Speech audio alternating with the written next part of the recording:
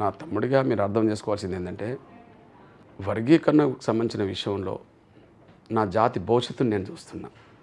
నా జాతి భవిష్యత్తు చూస్తున్నా. వర్గీకరణ లేకపోతే ఎంత అన్యాయం జరిగిందో చరిత్ర రికార్డు. వర్గీకరణ తక్కువ కాలంలో అమలు జరిగినప్పుడు ఎంత మేలు జరిగిందో చరిత్ర రికార్డు. ఈ 20 ఏళ్ళు వర్గీకరణ లేకపోవడం వల్ల వర్గీకరణ రద్దయింది 2004, ఇప్పుడు 2000. ఈ వర్గీకరణ రద్దయడం వల్ల ఎంత నష్టపోతున్నామో చరిత్ర రికార్డు. కాబట్టి నా ఊపిరి, నా కార్యకర్తల ఊపిరి, నా జాతి ఊపిరి వర్గీకరణ లక్ష్యం కోసమే ముందుకు సాగుతుంది కదా. మీరు ఏదో సంఘాలు పెట్టుకొని ఏదో పార్టీలు పెట్టుకొని ఈ జాతి లక్ష్యమైన వర్గీకరణ అంశానికి ఒక అడుగు ముందుకు రాకుండా ఏ రోజు కొట్లాడినట్టయితే కనిపించలేదు రాకుండా కదా. నేను వర్గీకరణకు సంబంధించిన విషయంలోనే యుద్ధం చేస్తున్నామని ఆ జాతిలో పుట్టినమని చెప్తున్న వాళ్ళు ఇతరాత్ర పక్కదారి పట్టించడానికి చేసే ప్రయత్నాలే కనిపించినట్టున్నాయి కానీ జాతి యుద్ధానికి మోరల్ సపోర్ట్ ఇచ్చినట్టుగానో యుద్ధంలో కలిసి వచ్చినట్టుగా లేదు కదా. వాళ్ళ గురించి తక్కువ మాట్లాడడం కంటే తక్కువ మాట్లాడడం మంచిది. నాకు తెలిసి అమాయకులను చైతన్యం లేని వాళ్ళను చైతన్యం తీసుకురావాలి కదా. దానివల్ల సైన్యం పెరుగుతుంది. వీళ్ళ అమాయకులు కాదు కదా, వీళ్ళ అమాయకులు కాదు కదా. వాళ్ళ పద్ధతిలో పక్కదారులు పట్టించే ప్రయత్నాలు చేస్తున్న వాళ్ళు జాతి యుద్ధానికి ప్రత్యక్షంగా లేని వాళ్ళందరూ పక్కదారి పట్టించడం వాళ్ళే. కాబట్టి ఇక పక్కదారి పట్టించిన వాళ్ళ గురించి నా సమయం ఎందుకు వృధా చేసుకోవాలి. మరి ప్రధానంగా ఆర్ఎస్ ప్రవీణ్ కుమార్ గారు ఇన్నాళ్ళు పోరాటం అయితే చూపించినప్పటికీ కూడా చివరికి ఈ బీఆర్ఎస్ పార్టీలో జాయిన్ అవ్వటం నిజంగానే ఇప్పుడు ఏ రకంగా చూడవచ్చు? అసలు నిజంగా దీని గురించి చర్చించాలి అని అంటే ఎలా చూస్తారు, ఏ కోణంలో చూస్తారు? తమ్ముడు, ఇప్పుడు ముసుగు ఎల్లకాలం కప్పుకోలేము నాన్న, ఎప్పుడోసారి తొలగిపోతుంది కదా. ముసుగు ఎల్లకాలం కప్పుకోలేము. నక్క పులివాతలు పెట్టుకున్నంత మాత్రాన తొలగిపోదు. తన స్వార్థం కోసం గొప్ప గొప్ప సిద్ధాంతాలు మాట్లాడుతూ తన స్వార్థం నెరవేర్చుకోవడం కోసం ప్రయత్నం చేసేవాళ్ళు ఆ స్వార్థం ఆ లైన్లో పనికిరాదన్నప్పుడు ముసుగు తొలగిపోతుంది కదా కదా. ఇప్పుడు పెద్ద పెద్ద సిద్ధాంతాలు మాట్లాడిన మీరే చెప్పారు కదా, ఆ సిద్ధాంతాలకు విలువనిస్తే అక్కడనే ఉండవచ్చు కదా. ఏమి ఒక ఓటమి కుంగదీసి పక్కదారి పట్టాలా? నిన్నటి వరకు ఎవరి మీద యుద్ధం చేస్తామని పెద్ద ప్రకటనలు చేశారో వాళ్ళ దగ్గర పోయి రాజీపడి వాళ్ళ దగ్గర తల వంచుకొని వాళ్ళ కండువ కప్పుకొని అక్కడ నిలబడాలా జీవోజర్ అనుకుంటూ? యుద్ధంలో ఓటమిలు ఉంటాయి. ఎగ్జాంపుల్ నేను చెప్తున్నా బట్ నేను ఏ పార్టీలో చేరలేదు కదా, చేరను కూడా, ఓకే. కానీ నేను 3 సార్లు అసెంబ్లీలో ఓడిపోయినా, మధురలో 1 సారి ఓడిపోయినా, మధురలో 2 సార్లు ఓడిపోయినా, ఇక్కడ వరదానపేటలో కూడా ఓడిపోయినా. మేము ఎందుకు వెళ్ళాలనుకున్నాం? స్వతంత్రంగా ఉంటే మా వాణి అసెంబ్లీకి వెళ్ళాలని. అంటే ఏదో ఒక పార్టీలో పోయినాం అనుకో, ఇప్పుడు ఏదో పార్టీలో పోయినాం అనుకో, ఆ పార్టీ అధినేతలు వాళ్ళ ఆదేశాలే పాటించాలి. స్వతంత్రంగా వెళ్ళినాం అనుకో మన వాయిస్ అక్కడ వినిపించడానికి దారితీస్తుంది.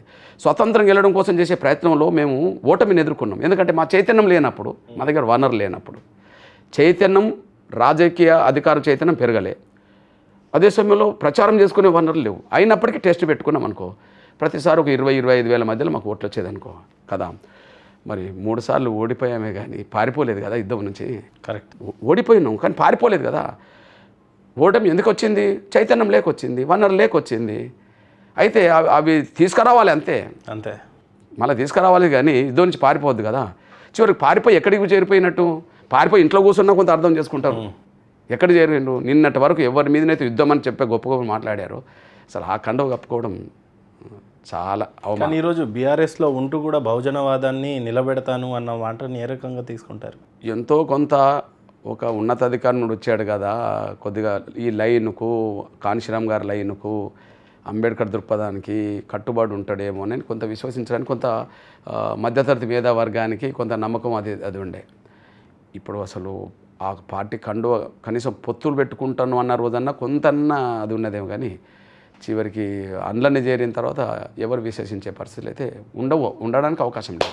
ఆంధ్రప్రదేశ్లో పార్లమెంట్ కానీ అసెంబ్లీ ఎలక్షన్స్ వస్తున్న వేళ ఇప్పుడు ఒక పక్క జగన్మోహన్ రెడ్డి ఏమో ఒంటరిగా పోరాడుతున్నారు పోటీ విషయానికి వస్తే రానున్న ఎలక్షన్స్కి. మరోపక్క కూటమిలో బీజేపీ, జనసేన, మరోపక్క టీడీపీ కలిసి పోరాటం చేయనున్నాయి. సో ఈ కూటమిని ఏ రకంగా చూడవచ్చు? పవన్ కళ్యాణ్ ఇక్కడ కీలకంగా కనిపిస్తున్న వేళ కలిసి పోటీ చేస్తుంటే పవన్ కళ్యాణ్ గారి ప్రస్తావనకు వస్తే ఏ రకంగా చూస్తారు? లేదా పార్టీ కలిసి పోటీ చేస్తున్నాయి, కూటమి గురించి చెప్పాలంటే ఏం చెప్తారు? మనం ఒకసారి ఆలోచించుకోండి. అది కూటమి గెలుపుకు సంకేతంగా మనం చూడవచ్చు. 2024లో గెలుపుకు సంకేతంగా చూడవచ్చు అని నేను అనుకుంటున్నా. ఎగ్జాంపుల్, మీరు 2014లో టీడీపీ బీజేపీ అలయన్స్ కదా. అప్పుడు మోరల్ సపోర్ట్ పవన్ కళ్యాణ్ ఎవరికి ఇచ్చాడు? టీడీపీ. సింపుల్ విషయం. గెలిచిండ్రా లేదా? వివిధ కారణాల వల్ల ఆ అలయన్స్ మళ్ళీ 2019 నాడు లేదు అనుకుందాం. నష్టపోయింది ఎవరు? టీడీపీ. టీడీపీ నష్టపోయింది, బీజేపీ నష్టపోయింది, పవన్ కళ్యాణ్ కూడా నష్టం కదా. అంటే కలిస్తే గెలుస్తామని, కలవకపోతే నష్టపోతామని ఆంధ్రప్రదేశ్ చరిత్ర సాక్ష్యంగా ఉన్నది కదా నాన్న. కాబట్టి కలయికను గెలుపుగా చూద్దాం. నవ్వుతుంది నిజమే కదా. స్పష్టంగా చెప్పారన్నా. నవ్వుతుంది నిజమే కదా నాన్న. అంటే ఆధారాలు అవి ఆధారాలు కావా మరి? 2014లో టీడీపీ బీజేపీకి లేదా? అక్కడ ఇండియా గవర్నమెంట్లో వీళ్ళు లేరా? ఇక్కడ టీడీపీ ప్రభుత్వంలో బీజేపీ మంత్రులు లేరా? అప్పుడు 2014లో సపోర్టు. ఒకప్పుడేమో స్పెషల్ స్టాటస్ కోసం ఈయనే ఆ కూటమికి జాయిన్ అయ్యాడు. మళ్ళీ ఎలక్షన్స్ ఒక సంవత్సరం ఉంది అని అంటే కూటమి నుంచి అందరూ రాజీనామా చేసి మాకు స్పెషల్ స్టాటస్ ఇవ్వలేదని విభేదించి బయటికి వచ్చారు. మళ్ళీ ఇప్పుడు అదే కూటమి బీజేపీతో పొత్తు అని అంటున్నారు. నమ్మే పరిస్థితి ఉందంటారా? ఒక్క విషయం మీ దృష్టికి తీసుకొస్తున్నాను నేను. ఒక ప్రధాన అంశం నిజంగా చెప్పాలంటే ఇప్పటికి కూడా అందరూ ఆమోదించిన అంశం అది. ఫైట్ తీవ్ర రూపం దాల్చకపోవడం వల్ల ఆంధ్రప్రదేశ్ ప్రజలు కొంత నష్టపోతున్నమాట వాస్తవం కదా. ఒకే ఒకరోజు ఇప్పుడు చంద్రబాబు నాయుడు గారికి మనం నెగిటివ్ చూడాల్సిన అవసరం లేదు. కారణం ఏం చెప్పనా, కలిసి పనిచేసినప్పుడు జరిగింది, కానీ దానికంటే ఇంకొక అంశం మీద ఒప్పందం జరిగింది కదా. ఒప్పందం జరిగింది కదా. ఒప్పందం తర్వాత జరిగిన పరిణామాలు మనం చూసాం, అది పక్క పెట్టేసేయండి. అంటే ఇప్పుడు ఆయన ఫస్ట్ ప్రయారిటీ సెకండ్ ప్రయారిటీకి వచ్చేటప్పటికి ఒప్పందమే ఫస్ట్ ప్రయారిటీకి ఉండాల్సి వస్తుంది ఆయనకు డెవలప్మెంట్కి సంబంధించిన విషయంలో కదా. కానీ ఇప్పుడు ప్రశ్నించాల్సింది ఎవరిని? నాకు 20 మందికి పైగా పార్లమెంట్ సీట్లు ఇస్తే నాకు అధికారం ఇస్తే యుద్ధం చేస్తామనేది ఈయన. ఓకే, యుద్ధం చేస్తా ఉన్నవాడు ఇంట్లో పడుకున్నాడు కదా కదా.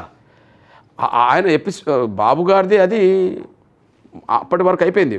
ప్రధానమంత్రితో గారితో జరిగిన ఒప్పందమో ఇంకోటో రెండో అంశం మీదకి వచ్చింది కదా. ఆయన అయిపోయినప్పుడు ఈయన స్టార్ట్ అయింది కదా.